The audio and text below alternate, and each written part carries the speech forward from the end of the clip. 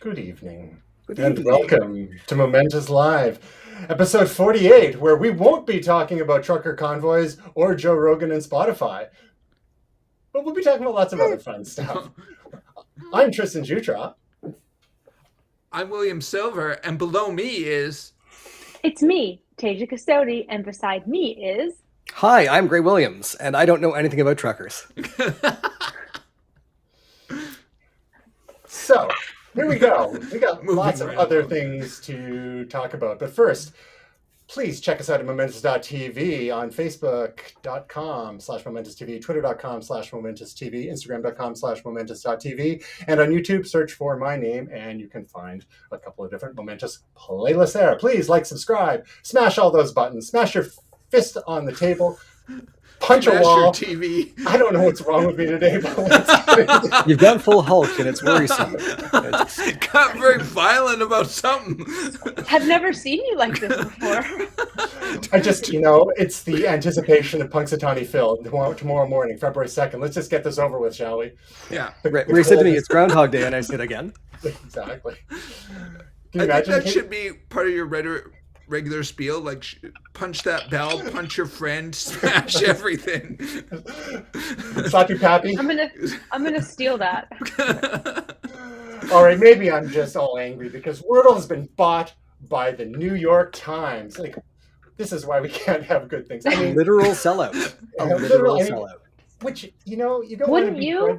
You don't want to begrudge anyone like getting their payday because it's a great little indie story especially just in the light of all the copycat apps that showed up on both the iOS App Store and the Google Play Store.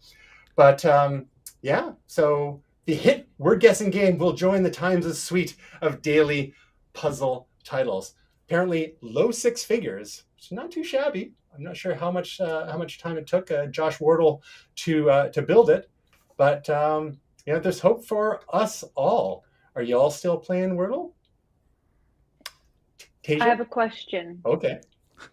I feel like, how did this happen so quickly? Because there was like a switch for me on social media where last week, or maybe it was like a week and a half ago, every single person was posting about it. Like, I had never heard of it before then. And it's I hear about it and New York Times buys it.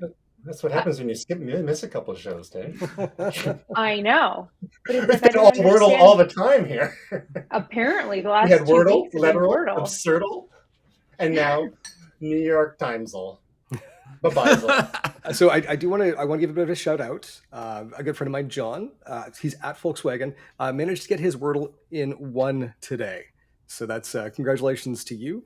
I know for myself, I'm not playing much anymore. I kind of I've never failed a Wordle. So I felt like perhaps I was waiting for the next level of challenge, which the New York Times is presenting, because now there is going to hopefully be a subscription barrier, which will give me the level of challenge that I'm looking for. Initially going to be free. That's just, oh God, that language, right? Initially. Because, it's the sort of Damocles hanging over every Wordle. Like, is this my last? I'm waiting for the microtransactions where you can put different hats on them, or they can do different dances or something. Or I'd like to buy a vowel. Yeah. Oh, what's that, Greg? I'd like to buy a vowel. Yeah, exactly. Get some virtual van away. Now, New York Times bought beloved review site The Wirecutter a couple of years ago, and again promptly put it behind not a paywall but a free account wall. So you have to have a New York Times account, in which case they've got your info and they can start spamming you about signing up for the New York Times. I mean, at least you don't have to pay to access the Wirecutter anymore, but it's just like that extra little barrier. So let's see how it goes with Wordle. If they're going to eventually make people have a free New York Times account to play just to build their list, because New York Times is still doing pretty well, despite various challenges over the last few years. And if they go full, I don't know. You can't say the R word anymore. But is it Tropic Thunder? Yeah, there's a reference there, but I think it would really sour a lot of people on the game if they started trying to extract money, because this is one of these, pure moments of internet I don't know, happiness that people have been enjoying for weeks and weeks, and as more people are discovering it, and like, what are all those strange little squares appearing? Yeah. Anyway, so fingers crossed. Anything to add before we move on, guys? That's our little bit of follow up. Are we on? Oh, So, actually, so I just received a message from a friend who's watching. Aaron, hello. There is Loodle, which is a lewd daily word game. So we've really, Rule 34, we're here. So it looks like Wordle, has found its niche. So I think that's a good place for us to wrap on that story right there. in Loodle, did they cut it down from 5 letters to 4? All right. So speaking of acquisitions, this was right in the Gray Williams wheelhouse. Sony is acquiring Bungie, creators of Destiny, also Yeah. Destiny 2, in a $3.6 billion deal. Destiny 2 will remain multi-platform, Bungie says. So rather than me going on about this, let's just go straight to momentous Destiny 2 correspondent Gray Williams for the basics on this and maybe a little perspective. Yeah, so I mean, just in time, because I've actually started doing a Destiny themed sleeves. There's the one piece of that tattoo, which is the hunter emblem. Hard to see with the harsh glare of your very white skin. I've got the ghost from Destiny. So here's the interesting thing: Destiny is not worth $3.6 billion, but what is, I think, is the next generation IP that's going to come with this. Sony has looked at quite a few different studios in the past, and they've actually been able to keep fairly decent independent relations with the studios under their control. Bungie, when they first were acquired by Microsoft, much to the chagrin of a lot of Mac lovers out there, they were working on Halo for the Mac, and Halo obviously became like this cultural icon that is ensconced into Xbox and now Windows gaming life. When they decided that they didn't want to do it anymore, which I think, for a lot of studios, you kind of get to that point where you're like, is this all we've got to offer? They handed that off to 343, who's currently still working under the Microsoft umbrella, creating Halo properties. The most recent Halo game, Halo Infinite, has come out, and it's available on Game Pass, so you can try that out for a relatively low cost. I just downloaded the campaign for Halo. But Bungie went off, and they joined Activision Blizzard, and they created Destiny underneath that banner. And Activision gave them a lot of things. They gave them some really great marketing dollars. They gave them much needed funding to get the game done. But it seemed like Bungie was always laboring under that yoke. There were clearly some decisions that you could hear from the way that the developers talked that it never really fit. It was just, it's one of those jackets that was a little too tight. And so, 3 years ago, they bought themselves out of Activision. And they released Forsaken, which was the expansion at the time. We've had Shadowkeep and Beyond Light since then. And they've been really great expansions. But there have been some microtransactions that have been involved. And those were, you could say, 99% cosmetic. There were some gameplay altering ones that you could get where, you'd buy a thing for silver, which is their currency in game. And it would give you a faster drop rate on materials you use in the game. Nothing very, very serious. Everyone was worried that it was going to go in this big pay-to-win sort of thing, and it never happened. But you could also tell that the support that they got when they were creating the last things under Activision, which was the Forsaken expansion, they were assisted by a number of different studios. And so what we're hearing from Bungie right now is this will immediately allow them to expand their team to deliver the kind of experience that they want to with Destiny 2. But the unsaid part of this really is the next generation IP, Matter, that they're working on. And so we've got at the very least, another 3 years of Destiny 2, which as a Destiny fan is very exciting. Seeing how, Matter works into this universe, if it does at all, is going to be fascinating. But this is a really exciting thing for anybody that likes the game and loves the way that Bungie creates games, which is something that I do. So you mentioned the expansion of the IP, and there is talk of potential TV series, movies. One thing that I think is interesting, this came up in a discussion with friends of the show, Jamie, Dave, and Marco over the weekend, I believe, that do you all remember how much Disney paid for Lucasfilm? It was No. $4 billion. Ooh. Bungie being bought for 3.6.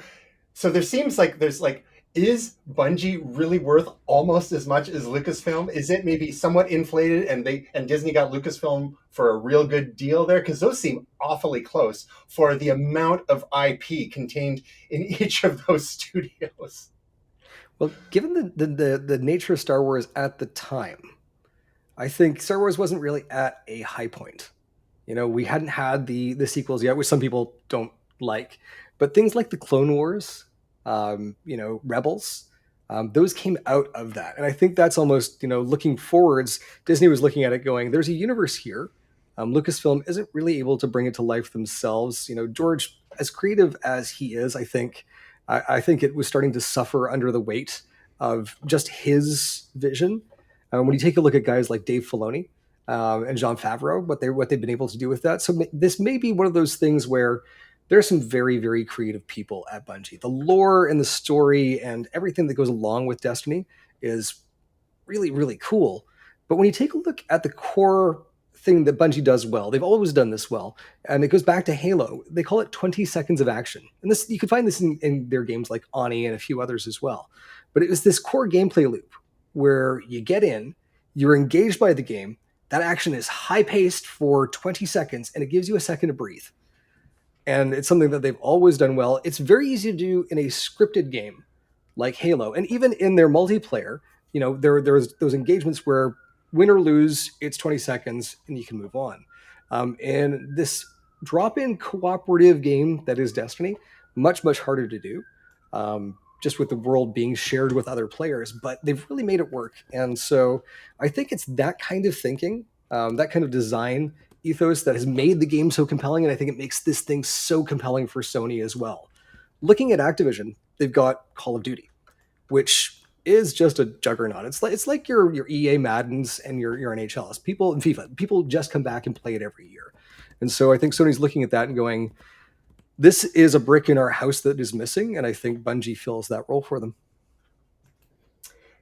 The question is, how long until we get Destiny theme park? I would go. I would be there in a heartbeat. Exactly. So all those people out there, all you developers out there, theme park developers, you've got at least one customer right here. All right. So moving on for just another quick hit.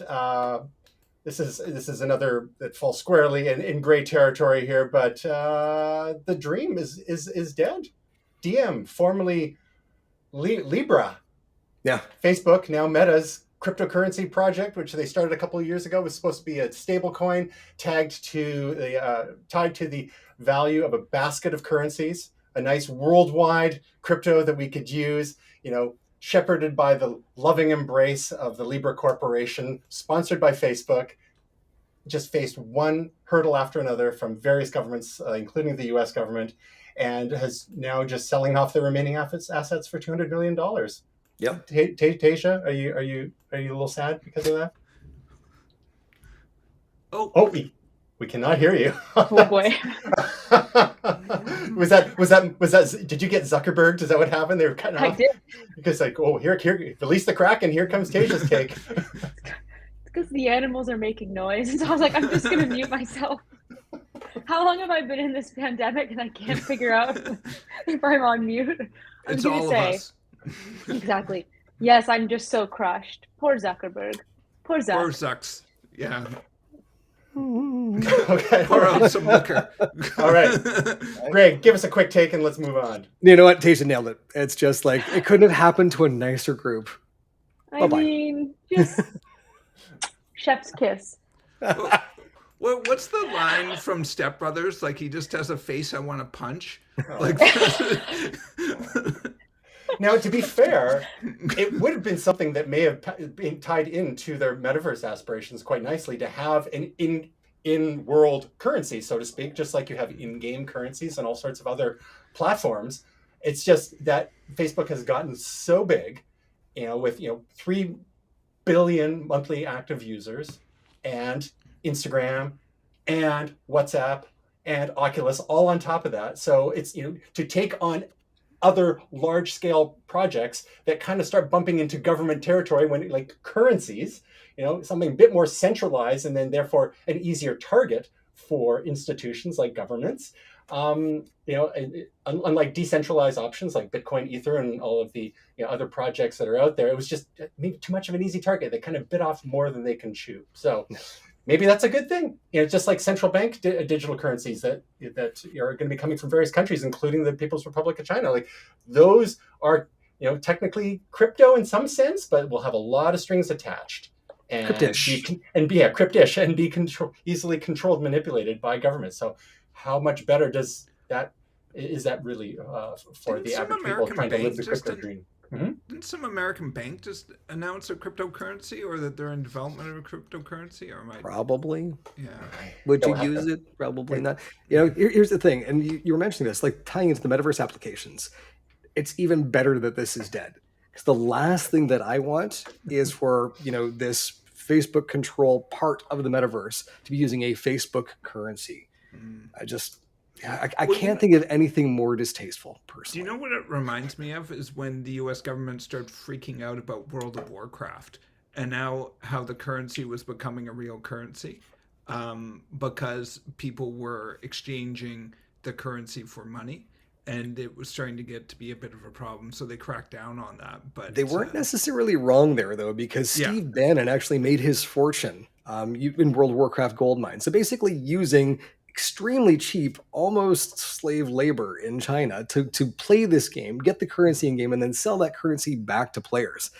It's looking at this type of thing and seeing that type of thing, you can see why regulators would want to step in on something like that.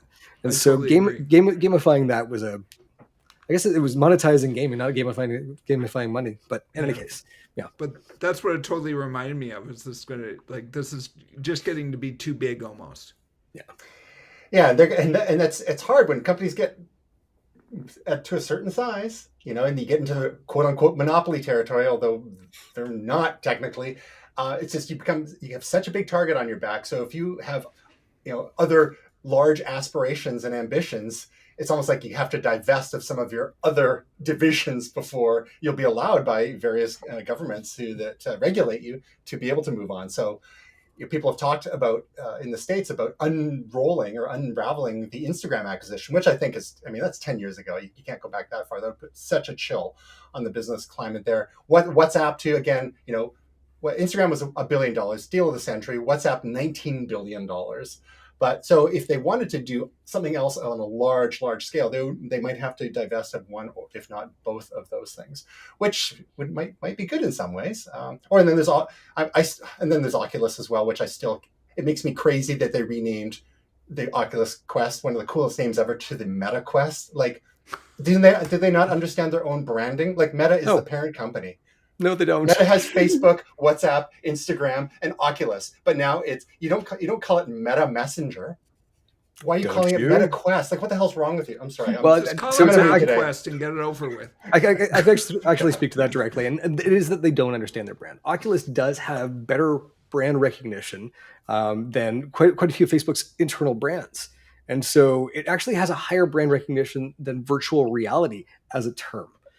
So this really is just like hand on the pistol and just pulling the triggers. It's pointing at your foot. It's embarrassing actually how they handled it, but they are looking at Meta to encapsulate their next step forward. Yeah. So I think it's a signal, though. We will see Meta Messenger at some point. Yeah, but I think it's definitely sending a signal. Like if they're saying, okay, we're calling the Quest. The Quest 2, the Meta Quest, and not the Oculus, that's sending a signal that's where they're going hard into Metaverse, right? So, sure. Anyway, let's move on to the real world. How about we talk trucks? Yeah. Ford puts the bro into Bronco. Here we go. 2022 Ford Bronco Raptor brings monster energy and off-road chops. This is just a little palate cleanser because, we talk about EVs so much, and we're going to talk about EVs again in a moment. But here is a 4x4 caffeinated energy drink come to life. So this is pure off-roader. Now, the question here is, and I'm gonna throw to Teja on this here because you've got certain thoughts on vehicles, some of which more sporty, but aggressive, like the Corvette and whatnot. Do you think that a vehicle like the Ford Bronco, which in certain configurations is really meant for off-roading, crawling, and stuff like that, is that best suited in your mind to a traditional internal combustion engine versus an EV? Because they're experimenting with EVs. We've talked about a few of them in this, for off-roading. But whether it's things like range, or perhaps the vulnerability of the battery platform at the bottom, should you get a puncture or something like that. I mean, do you think that it's kind of a waste of time for companies to keep pumping out gas engine off-roaders, or is this going to be one of the last bastions of the internal combustion engine? I don't think it's a waste of time at all. I feel like we've talked about this before in terms of like some people just want that, like, they want the sound of an engine. Sorry, come again? That's the sound of an engine, for those of you wondering what that sounds like. Tej, I've clearly never been in a vehicle before. It's a real roar, you know what I mean? Okay. Can you start that up? What the heck's wrong with this? If the car sounds like that, run. Something's about to happen. Yeah, I have to look at your car. Time for an Italian Seriously. tune-up, I think.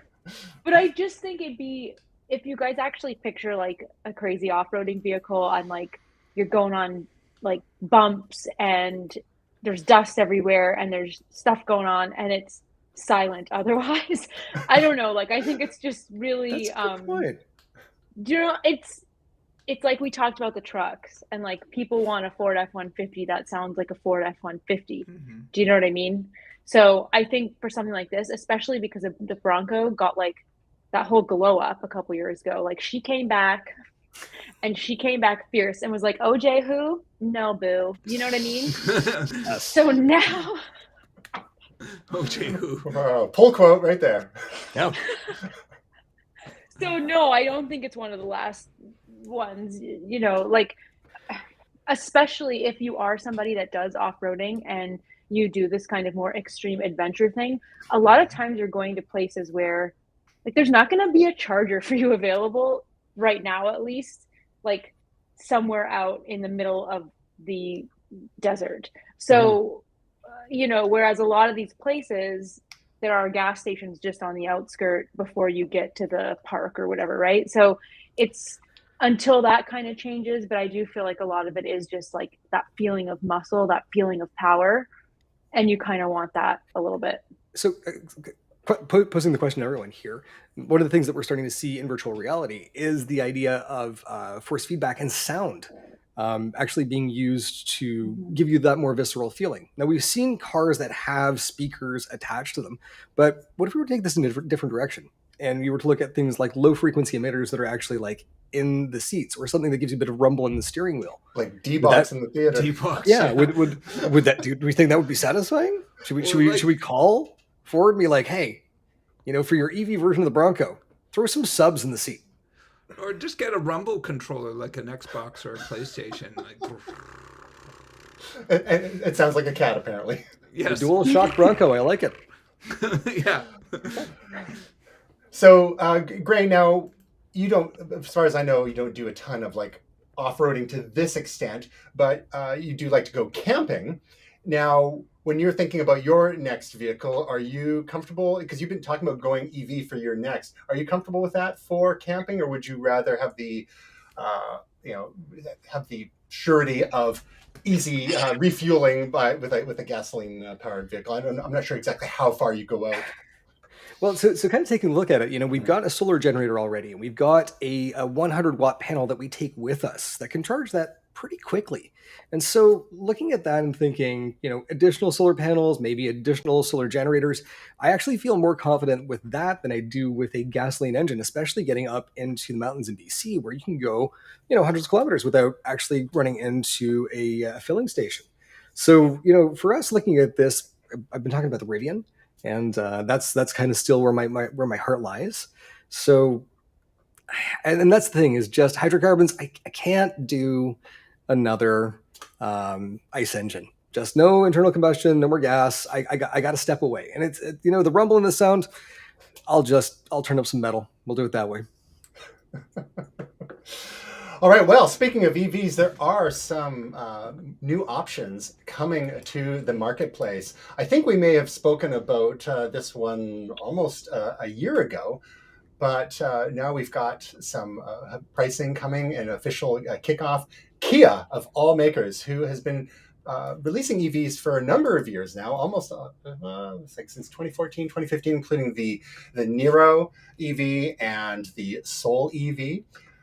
Finally officially launching the EV6, which is the first of, I believe, 8 total. I think there's 7 additional EVs that Kia is launching in the next 5 years. They're going all in. And as some of you may know, Kia traditionally hasn't had a lot of prestige as a brand. They're kind of like, they started off like Hyundai was in 1986, right? Like, what are these, some relatively obscure Korean automaker, obscure to us. They've been around, as a company for like 100 years or so, as far as I recall. But, they're 35% owned by Hyundai. I think there's been some technology sharing there. And every year they've just been iterating. And I was never that interested in buying a Kia like regular car. People had mixed results with them, but their reliability ratings continued to improve over time. Again, they saw where things were going with EV. Hyundai was doing so as well, and I think, like I said, some sharing going on there. But I'm just going to remind you of what the EV6 looks like here. And this is launching in the in US and Canada. I think the US prices we're talking the mid 40K, and this is unlike any Kia that you've ever seen before. And the reviews are coming back quite positive. Some might have some thoughts about the rear end. There's some Prius vibes there, but the front end is hard to argue with as being a pretty cool looking car. And it's part of the big Kia rebrand that happened. The new logo, and they've got designers in from Audi and BMW. They've been updating all of their body styles over the last number of years, working on the technology as well. Will, thoughts on this, being a Beamer guy yourself traditionally? Well, I mean, I've said I like the new logo, but this is just a general gripe because this is what the show's for, right? General gripes. Just So, Yes. not all the Lieutenant gripes. Gripes or Captain Gripes, but general Uh-huh. gripes. So, my general gripe is, especially with like bigger SUVs or bigger sport utility vehicles, is the small windows in the back. It drives me bonkers. I would never buy one with such a small window. It's just, I'm not on board for that. I have some interest in some of these things. Land Rovers, but I think the new Discovery has a tiny window there, and I love Land Rover. But there's a bunch of car brands. The Nissan Rogue. It's like, what is this, Blade Runner? Do you just have cameras in the back and it's like metal slits that are the rear window? Like, what is this? Like a Lotus Esprit from James Bond? I mean, it's, you can't see out of the back of that thing. Sorry, that's some deep cut references, I think. But yeah, so I can't get on board with it. It looks pretty nice from the front, but I can't get on board on the small window back. That just drives me nuts. I love the lights. The rear lights are cool, but yeah, I don't know if this is a safety thing in terms of having a bigger, more metal in the back or what it is, but I can't get behind the small windows. All right. General Duly rants. noted. There we go. So yeah, $40,900 is US dollars is the starting price. So you can add another 10K to that for Canada, roughly. A variety of trim levels. You start pushing 70K for the GT line. Range, again, we're pushing 400 kilometers on these. Again, depending on the trim level, you can qualify for the rebates at various government levels in Canada and the United States. Whereas with a lot of the Teslas, especially in the States, you can't get the rebates anymore because they're all used up for the Teslas anyway. In Canada, a lot of the Teslas are above the 50K mark, and so you can't qualify for the rebates there. So even though these aren't exactly cheap, with the various rebates, they do bring things down to earth a little bit. So the companion to this, which came out a couple months ago, is the Hyundai Ioniq 5, which again is a sort of a small-ish crossover. Again, very good reviews, very different sort of styling than people kind of would typically expect from Hyundai. And Will, what's your thoughts on how this one looks? I mean, the front end is almost Dodge Challenger vibes with that kind of slit and the lights along there. It looks a little generic, if I'm being honest. It's also Mhm. got, I know this is a bit of a leap, but it's got some PT Cruiser vibes or something from the side. Yeah, no, I mean, I think it's pretty generic. The other one was a little bit more cutting edge. I think this is a little bit more station wagon and you know, kind of thing. I like the wheels. The wheels are cool. They look like buzzsaws or something. What about those rectangular headlights, LED headlights? Though those are a bit of a signature mark there. I do like that people are playing with those things a little bit. I don't know what the replacement costs on some of these things would be, but Don't ask. But yeah, I mean, I love them playing with some of these traditional things like headlights and wheel caps and hubcaps and things like that. Can I ask you to do something? Can you go back up to the picture of the lights just above the final word? The picture of the lights just above the final word. And I want you to zoom in, so all you can see is just the light. Tell me when to stop here. We are almost there. Next one, I think. That one there, right there. Just zoom in so it's just above the lights. Is it just me? Oops. Oh, no! Oh, no. Because you went into mobile mode. Yeah, we're zooming in too much. When you stand by for content. This actually looks, and this is purely just done for a joke, but this actually looks like the hallway from Terminator 2 in the hospital. That's all I had for you. No, that's good. It does. Right? I'm squinting hard. Okay. Yep. I did all that scrolling for that. Okay. I did like the back end of the Kia one. I thought that's just the light strip. I thought was very cool. And Will, you actually kind of hit it on the head, which is, why the hell do we have a window in the back anyway when we've got cameras that can actually do this? Doesn't it seem a whole lot safer to actually have something that maybe has image recognition rather than relying on your eyes to like make the trip back there? I don't know. I'd say do one or the other. Well, yes. you guys, I mean, you raised an interesting point, because for reversing, most cars have backup cameras nowadays. And a lot of cars, I believe, including these, at least as options for the higher trim levels, have digital rear view mirrors. So you're not actually limited to what you see optically through the mirror, but they're actually connected to a camera in the back, which can be a little strange at first for people to get used to, because you don't have the infinite focus of your eyes optically, with that light bouncing in. You're actually just looking at a camera view there. But that is one way to help solve that issue that you bring up, Will. Tasia, what's your clutch takes some time to get used to as well. But say again? You can figure it out. Putting in a clutch can take some time to get used to, but people have learned how to do it. Exactly. Tasia, what are your thoughts on these two designs we're seeing again from these kind of like mid-level, about somewhat more affordable, like definitely more affordable than Tesla level, for pretty capable long-range EVs, and some of which have the all-wheel drive option, at least in the Kia's case, just like Volkswagen's doing with the higher tiers of the ID4 as well. Practicality-wise and looks-wise, what are your thoughts on these two? Well, I love the idea of both of them, because I think that just like how they're going to, every single year we're going to get better range, prices were going to come down, as more people get them. But I feel like it's always a good thing when we have these other brands coming out with these models. I do think the Kia is a bit pricey for like typically what a Kia brand would be. Yeah, they're definitely pushing up market. Yeah, but I also just want to quick PSA for anybody out there: don't rely on just your backup cam, because you might run into somebody in a parking lot. So just make sure you're giving it a check as well, okay? Just a quick little PSA. Sure. Especially people crawling on their hands and knees. Is that, are you speaking from experience there, Tej? I mean, the case is still pending, so let's not talk about it. What was that? That's why she was away for a few shows. That's why we need bail reform laws now. I did back into a snowbank. The snowbank had to come though, so it's fine. It did. That son of a gun came out of nowhere, let me tell you.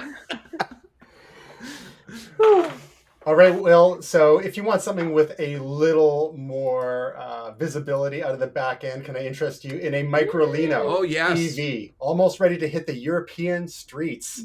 Beautiful. Look at this. Now, again, we're getting echoes of the BMW Isetta from Yeah. the 60s, but unlike the Isetta, which was a three-wheeler, this is actually a four-wheeler. And you can hold two people in this Look at thing, it. but not much else. Maybe a dog and or a cat in there as well. So technically it's a quadricycle. Yeah, so cute. now, Will, you've got two people in your household, and you like, there's lots of the whole thing is practically Windows. How would that work for you with your It's cute. It's interesting. It does look like a death trap on four wheels. I was going to say it can fit two people, but it can't fit your dignity. Emotional damage. I know someone's not moving to Europe. Yeah, throw it down shade. Yeah. It does remind me of Mr. Bean and the BMW Isetta. For sure. Oh no, he had a Mini. He had a Mini. Yeah, he had. Didn't an he have Mini, a front loader? I thought he had a front loader. I don't think so. No. But the music video for Depeche Mode, "Never Let Me Down Again," I believe, featured Dave Gahan, the singer, driving around in an Isetta. 1987, folks. I just worry about Keisha these was things. very young then. Like one of these things is it's like crumple zone, right? Like You are the crumple zone. Yeah, and you are the crumple zone in this. So that would be my concern. It's like all the freedom of a motorcycle without the wind through your hair. I mean, I don't see the appeal to this, but I mean, it's cute, and I like that there's other options and there's other things for people. So I like something that's different, but I don't think I'd be riding one. Didn't we hear the same concerns about the smart car though? And doesn't it have like a remarkably good crash rating? Yeah, well, the cage, like the way it's designed with that cage, Yeah. It pretty darn good. But again, it's one of those things like, despite what it says on paper, it's like, do you really want to test it out? I don't want to test the impact resistance of any vehicle, quite frankly. Like that's where it's also the zone too. Like it's a little bit like motorcycles, because they'd say like motorcycles are like half as likely to get into an accident, but you're twice as likely to die in an accident if you do get into an accident. like those it's odds. kind of like a trade-off. Mm-hmm. And It's you're so 17 cute. and you're 17 times as likely to get in an accident if you're texting and driving. But if you're texting on a motorcycle, it is all over. So let's not do that. You But just you're right, burst James. into flames. It is cute. So I want to give a little bit of a shout out here. Well, before we move out onto the next little shout out, just for those playing at home, the Microlino 2.0, about $15,000 US. Three trim levels with projected ranges of 95 kilometers, 175 kilometers, and 230 kilometers, depending on the battery sizes there. And Tasia, it seems like the consensus is y'all think it's cute, but none of you. This is not going to be your first EV if it ever comes to North America. Probably not. No, but I think if I was in Europe putting around like Florence or somewhere in Italy where parking's a freaking nightmare, and you just want to like get through the streets. I'm so good with car noises, by the way. Like I'm just gonna say. Now, did they have an amphibious version if you go to Venice? Oh, too soon. But Bravo. like, do you want to go down the highway in one of those things in North No, America? no. What I said was I would No, put I know, around I in know. one in a little downtown European city. I I know. avoided what That's right. Tristan's question was. No, I agree. I'm just saying in general, not just my general rants again. I'm in America where everybody's got them Ford F-150s. You could spring You're for gonna the go on a option. 6-lane highway in LA or something. You could spring for the option where you have a basket for all your fresh pasta. Up front. Perfect. So in France, it's for baguettes. Gray, you wanted to name check someone here. I did. Electromechanica. Category.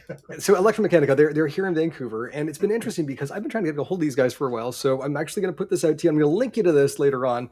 I've been trying to take a test drive. Now, if you try to book a test drive right now, despite the fact that they are literally blocks away from me, you can't book a test drive here in Canada. So I'm hoping that maybe I can send you this video because I'm actually, I think I'm interested. I've seen Why can't you book a test drive? It's their online tool won't let me. So these things they're adorable. They're 3 wheels, basically a motorcycle with a cover over top, and it looks phenomenal. And from what I hear, because I know people who've driven them, they're fun. So I want to give it a go. There you go. Electromechanica, you've been put on notice. This is what it looks like here. We'll just play a little bit. Of course, going by Whole Foods, so that's on brand. It's cool. It looks like half of a sports car. Like they cut off the back of it. It looks like the rear end is floating because it's hard to see that. Yeah. Is Yeah. it bouncing or is that the camera work? Yes. Both. I've seen some similar vehicles, three-wheelers like this, going over the Second Narrows Bridge in North I've Vancouver. definitely And seen it's one like, of these around. yeah, wow.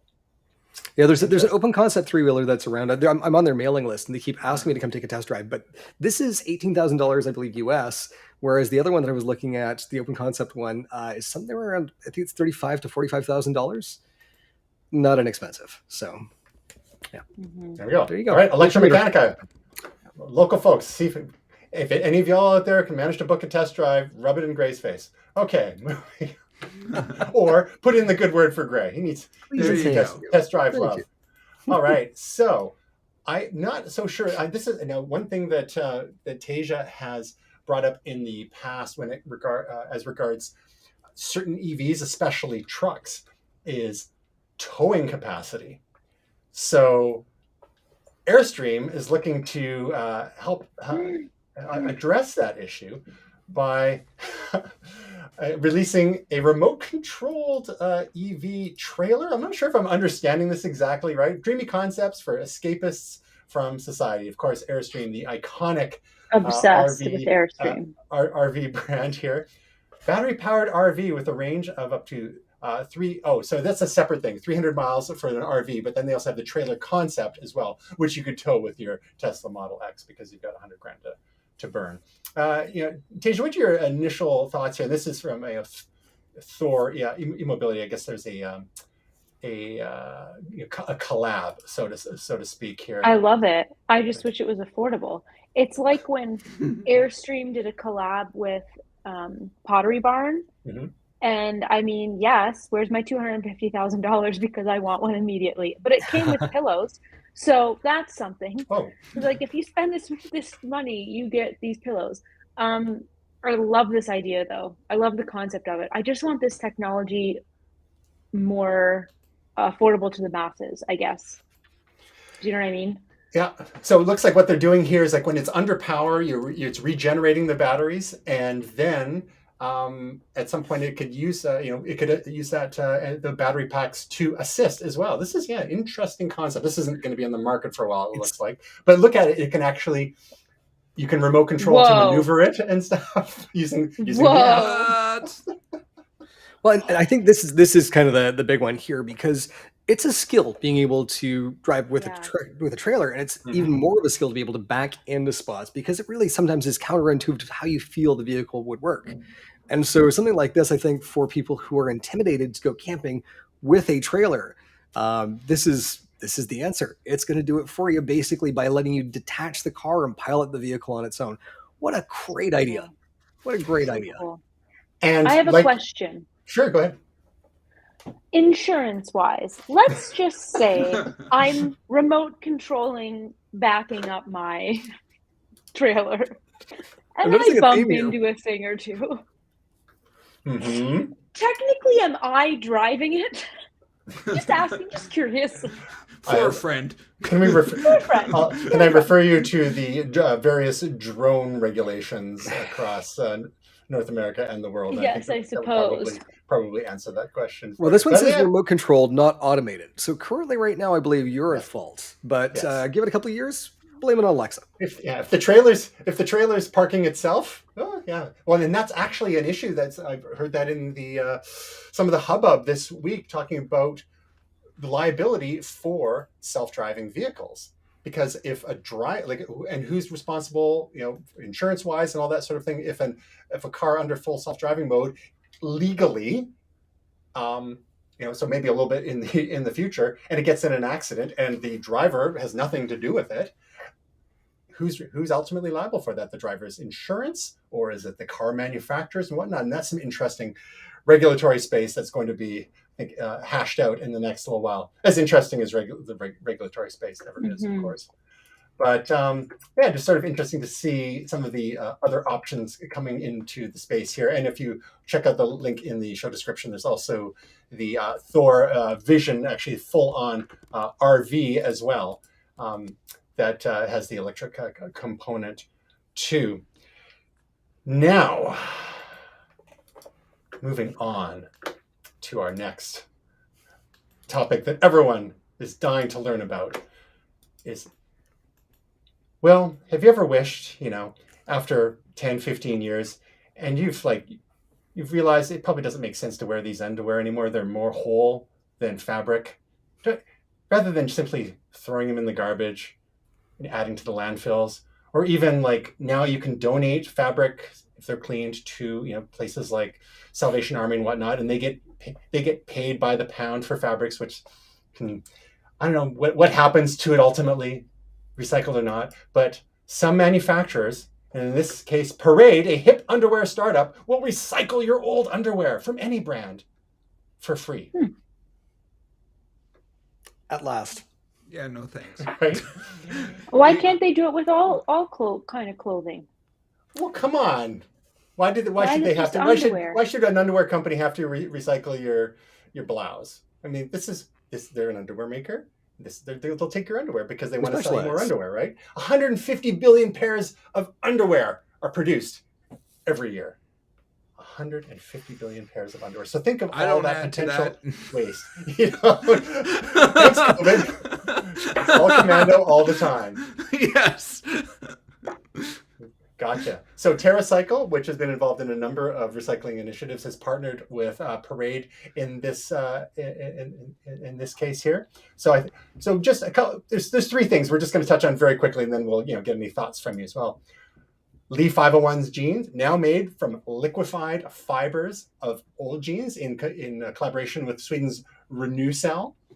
So life for old jeans. You don't have to, again, if they can capture the figure out the reverse logistics, capture old jeans and use them, liquefy them, which is interesting, make new fabric, make new materials to craft new jeans out of.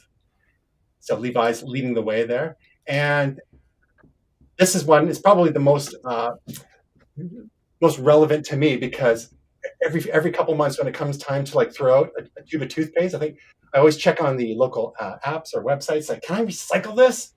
And you never want to do that whole wish cycling thing where you put stuff that you think might be recyclable into the recycling without checking, because it can end up spoiling whole batches of recyclable materials, and it adds to the cost of sorting and makes the whole venture less economic. So after 149 years, Colgate's toothpaste tubes are finally recyclable. So they're leading the way there to help keep 1 billion tubes out of landfills every year. Again, starting with one particular line and then expanding beyond that. So 2023, they hope to have all their tubes be recyclable in the United States and globally by 2025. So out of those three, that's the one that speaks most to me, because every time you just feel so bad when we barely have any garbage anymore. It's mostly recycling, and recycling doesn't come without costs, right? I mean, there's still energy required and whatnot. We always want to think about reducing first. So, Tasia, let's start with you. Which of these speaks most to you? Is it the ganchis? Is it the jeans? Or is it the toothpaste tubes? Ganchis. Well, I actually have a different view on it, because here we I'm go. going to be the naysayer a little bit Okay. here. And maybe someone can correct me, but what I have been told is, when it comes to recycling, and I am a big believer of recycling, so nobody at me, okay? But I've been told that there's very specific rules to recycling. And so the toothpaste thing I would question immediately, because I can't clean out that toothpaste thing. So there's residue in there. So if there's residue in it, are they just going to chuck it out anyway when it gets to the recycling factory? Because it's with cans or bottles that have residue, you are supposed to clean those out first. And also then we could get into the whole issue of it can only be one type of plastic. So plastic water bottles are horrific because there's multiple different materials made up on that plastic water bottle. So when you recycle a plastic water bottle, it's probably not actually getting recycled. But anyway, my question is just, that would be that. I like it all in theory. Also the environmental impact of like what Levi's is doing. Like again, while it sounds really cool, first of all, jeans are probably one of the worst things you can buy or wear or throw out or whatever, because they are so hard on the environment. They take a ton of water, they take a ton of natural resources to make. So then it's like to But they last a liquefy. long time if you with Sure. good jeans. That's the thing, as opposed to fast fashion where people are throwing stuff out like twice a year, right? Like H&M Right. and Zara and the like. Right. And so then the question is like, then what's the cost economically and environmentally to liquefy jeans down and try to change them into something else? So like theoretically, I love it and I feel like we're on the right track, but then the naysayer in me goes, oh shit, we're just wasting even more. No? Like, you don't think these companies are like, this is good PR? Like, what? I It's a guarantee bit you of my that for recycling sure. department is not going to take that Colgate toothpaste tube. I guarantee you. Yet, but that's Yeah. with the toothpaste tubes. The key thing is part of the issue in the past has been it's layers of plastic and aluminum and whatnot to keep it fresh and shelf stable and all that kind of stuff. So having a bit more of a homogeneous material that they make the toothpaste tubes out of enables the recycling. Now, as it stands, only about 9% of plastics are getting recycled at the moment, and you know that's so that's it doesn't mean 9% is going to recyclers. It just means that a whole bunch is going to recyclers, and a certain percentage of that, I've heard about 30% actually gets recycled, but your mileage may vary depending on your sources. But and worldwide, it's even less. Like in developed countries, we have the best opportunities for capturing and trying to avoid landfills where possible. But sometimes it's hard to actually do stuff with it. You end up downcycling a lot of times, and there's only so much of this stuff you can put into asphalt for roads. In some places, you're using the fibers in clothing, which is cool too. With the in the case of jeans, they're mostly made of cotton, and there's some rivets and whatnot.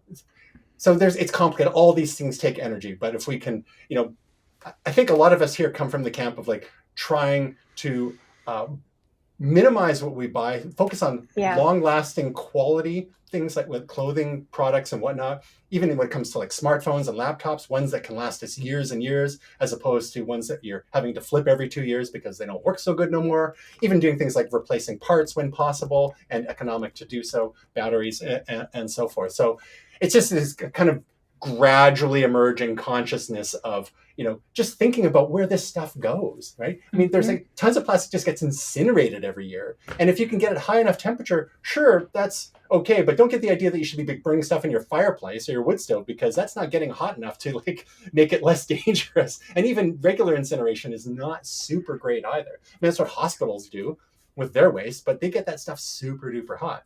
Gray, looks like you have a thought. Yeah, so I put a link down in our private chat here. If you want to bring that up. So this is something kind of interesting. It's a company that I came across not too long ago through a connection through work. And this is Midori Bio.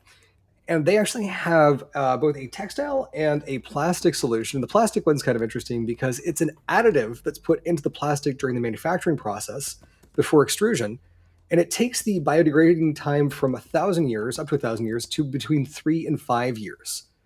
So this is one of these things where it's kind of a low-cost additive that can be added into plastic. And, from all intents and purposes, the science is in. They've actually done studies on this. It works. It basically just becomes soil in the landfill. So it still gets sent to a landfill, but it turns into soil far more rapidly.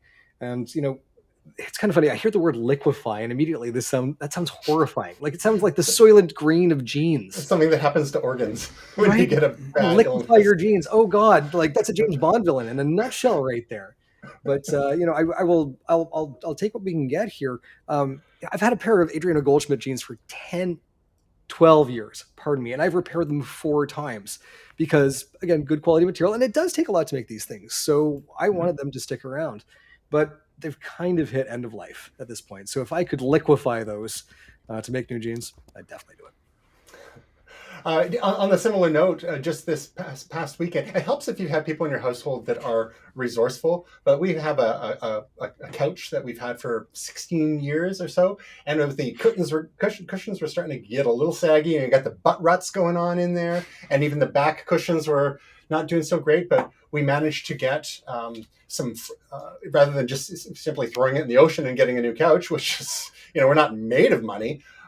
Managed to get the seat cushions restuffed. We repurposed one of the old ones into a dog bed because that one was getting less usable over time. And my wife Stephanie added additional filling to the back cushions as well, which really helped that out. So there's a lot of things that you can do to extend the life of your especially your big purchases like that, rather than just simply like tossing them and going, and it's just way cheaper that way too. We will rebuild you faster, stronger. Exactly. So Will's got something to add to this thing. Yeah, this is a Will story. Vaguely related, recycling. The other day, we actually had a gutter cleaner come over because with all the heavy rain, some of our gutters were getting backed up. We didn't do it at the beginning of the year. We did it last year. But it was just, and especially with all that, atmospheric river, just all this rain going all over the place. So they cleaned out the gutters. I went out to go do the compost this morning, and I moved the compost bin, and it was so heavy. And so I moved it, and I opened it, and I just see this black biomass, and I'm like, what is this? And is Tasha Yar in there? Holding my nose at first. I'm like, oh, it's probably from the gutter cleaners. But I'm like, what happened here? So, yes, maybe ask people before you deposit the gutter cleaning into their compost. At least let them know. Luckily, got to before it became sentient. Yes. All right, compost it is. Moving right along. Speaking of compost, Netflix has tweaked their UI. That's a reference to the quality of 80% of stuff that they crank out. Emotional damage. Netflix's Continue Watching Queue gets a huge quality of life improvement. Users can now delete all those half-finished shows from their screens. Now, this is something that I encounter. There's a similar sort of thing on the Apple TV where you have your Up Next queue. But luckily, with that, you're able to remove stuff from Up Next, mark shows as watched, et cetera, and get them out of your life. But others are not as forgiving. But Netflix has recently made it so if there's a show you've watched a couple episodes of, and you're like, it's not for me anymore, you will soon be able to torpedo it from your Up Next queue. Sweet. That's all. This is actually a feature that Crave has, but it's not done through the app. You have to go to the website to do it, and that is not great. So, only for you, Netflix. Only for you. All right. So, quick round of picks and projects before we go here. What's Will? Yes. Will. So this is one that I watched just the other night. Mm-hmm. Watched a couple comedy shows the other day. What's the guy who speaks to himself? I saw that the new one from what's his name? It's killing me. I'll think of it in a sec. Jim Gaffigan. I saw the latest Jim Gaffigan one. That was really great. But the other one was the Aziz Ansari. I think it just came out a week or two ago. It's a shorter one. It's actually nice for a quick kind of thing. It's also one of these fun things. I know we are in the COVID era. They did say that everyone was, had been vaccinated in the room and all that kind of stuff. But it was kind of fun to see a small comedy club. He just sat in on a set. It's where he one of the places where he cut his teeth and got started. And it just felt kind of nice and intimate. It wasn't a 2-hour special, but it was just a nice little hit. He said some very interesting things. I don't want to ruin anything, obviously, about the COVID era and a few other things. And yeah, it was very entertaining. I really enjoyed it. Nice. So that is available on Netflix. Aziz Ansari, duly uncanceled or recovered from being canceled due to sex crime misunderstanding. Louis C.K., he's working on it as well too. I think in his do not compare those two. No. They're very, very, very different. But as someone who has had issues, From what I understand, there is a Louis C.K. special out, and just the entire backdrop is just a big sign that says "I'm sorry." But I've not seen that myself, so I'm Oh, not concerned. sure. That'll But just make everything better. I mean, there was. You're not gonna find me sticking up for Louis C.K. Hollywood puts worms in people's brains, but anyhow. So Tasia does not have a pick for us this week because she was too busy gallivanting across the continent and working. But you're gonna have 2 for us next time. How about you, Greg? Oh no. I did a little bit of work a couple of weeks ago on a blog about the Metaverse. We've got a lot of people asking no, about this isn't your project. This is your pick. Oh, my pick. of the My week. pick. Sorry. That's all right. Tick, tick, boom. Tick, So boom. my pick last week or the week before was Encanto, which just the music in it is absolutely phenomenal. Lin-Manuel Miranda did the music in Encanto, and this is actually his directorial debut. He saw Tick, Tick, Boom just after September the 11th, and it actually really motivated him to move into musical theater.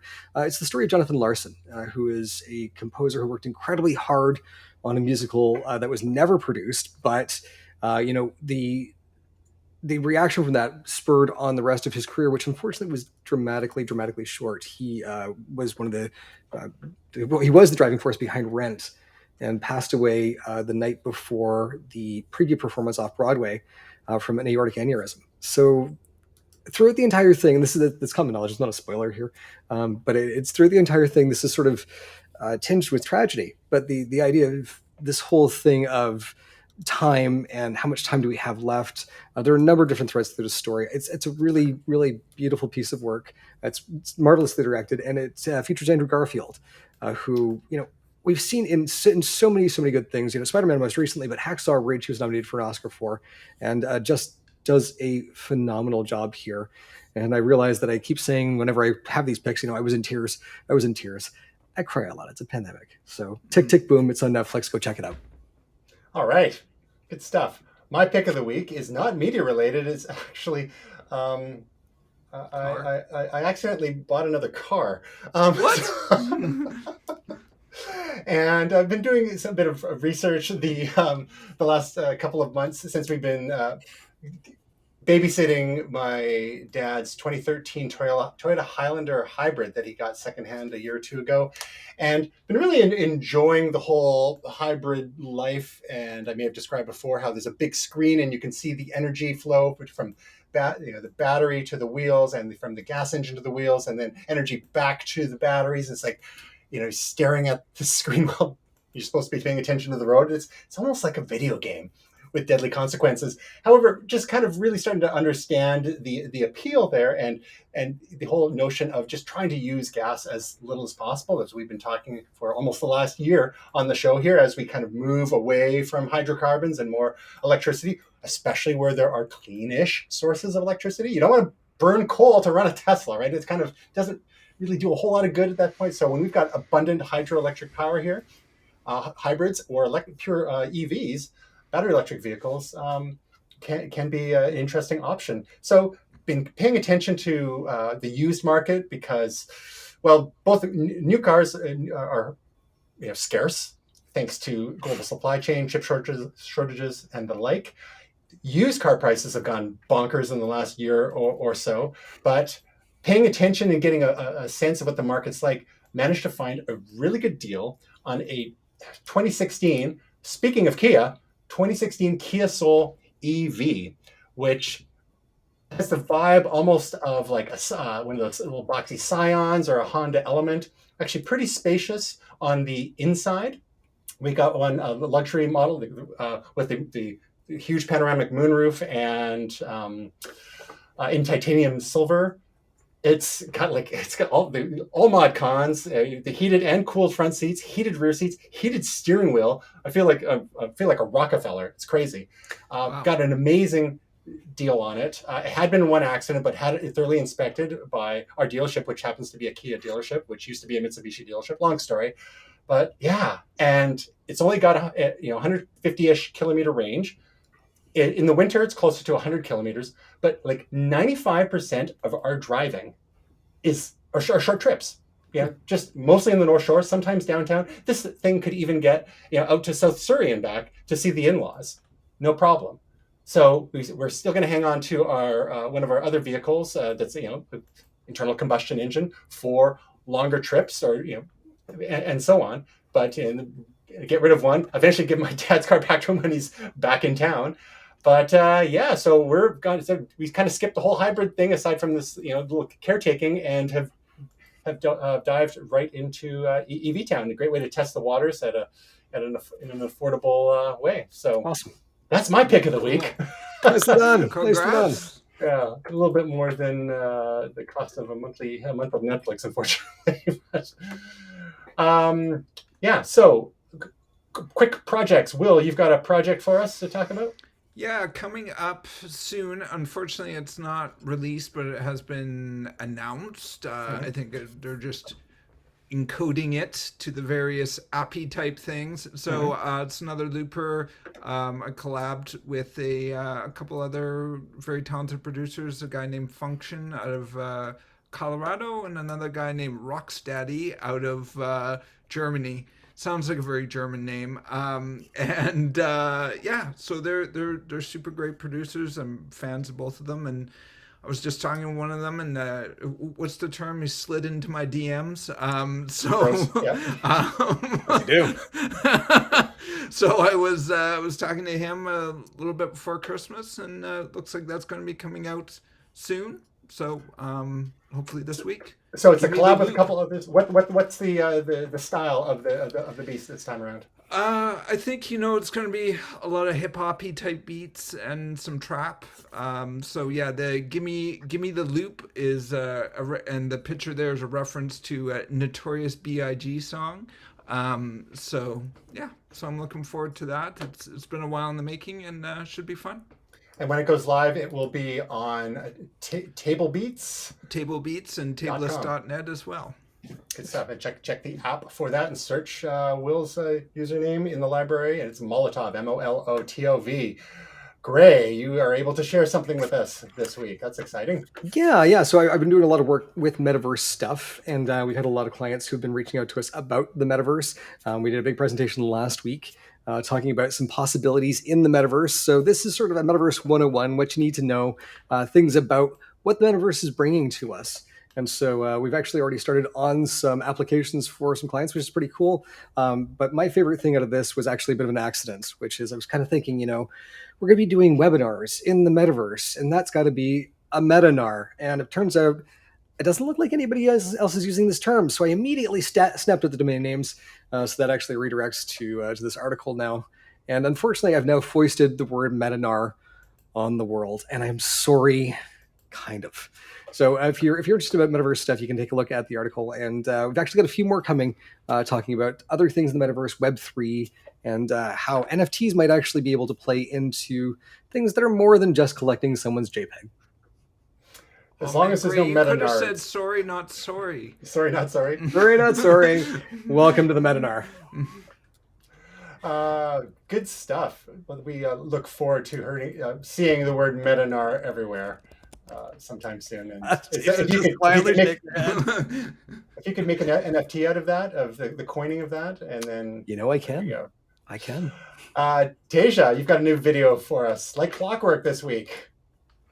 As always, this one are my picks for like the best hidden Google Messages features. So I was digging into the Pixel 6 Pro a bit more, and I was like, I probably should talk about messages a little bit. So I did. So I would just give a little taste. My favorite feature is the ability to schedule messages. Beautiful. That's kind of fun. But for the rest, you'll have to watch the video. And Google Messages is the default messaging app on Android, correct? Correct. So you can delete all the other ones that they've tried, Allo and Duo and Hangouts and et cetera, et cetera, et cetera. Messages is where it's at. Yeah. Awesome. I I hope that Apple takes note and adds scheduling to Oh, to iMessage, or sorry, the Messages app. yeah. So when it's the middle of the night and you really want to get a thought out of your head and send it to someone. You would hope that most people have Do Not Disturb turned on, but you never know. I think once I lot kind of don't. I think I annoyed Graham Yeah. once when I sent him something in the middle of the night a couple of years ago. And it's just like, You're on I my was like, VIP dude. list. So Stephanie got mad at me for texting you once late at night, Tristan. you push through the DND because you're on my VIP list just in case. I somebody- appreciate that. Yeah. Break on through. Yeah. One other little bit of trivia that I forgot to mention with the Kia Soul EV acquisition is that, again, I researched this ahead of time, and luckily it did come to pass. Yeah, on Sunday, I was doing some stuff, doing some downloading, putting some stuff on an SD card, stick it in the thing, upgraded the nav system to now feature Apple CarPlay. No way! That's On awesome. a 2016 model. So thank you, Kia. I mean, they've come a long way, and to have something that that they was able to retrofit years, 5-6 years old. Pretty stoked about that. So there we go. So if you want to find out about Tasia's last video, you can go to youtube.com/TasiaCustodi or TasiaCustodi.com. Gray's article is at agencyblink.com, and Will's Beats are at tablebeats.com and tableist.net, and you can search for the app in the iOS and Android. There's an Android version in the Google Play Store. Yes. Nice. Yeah, Table Beats. I think it's not as up to date as the Apple version, but there is a version. No comment. All right. Don't want to make too many enemies. If you want to find out more about Momentous, again, find us at momentous.tv, facebook.com/momentoustv, twitter.com/momentoustv, instagram.com/momentus.tv, on YouTube. Search my name, look for the Momentous playlist there to find our channel, and like, subscribe, smash all the things. And all the people. William, Tasia, Gray, and all of you out there in the metaverse. Kill me now. Well, I hope your week is truly momentous.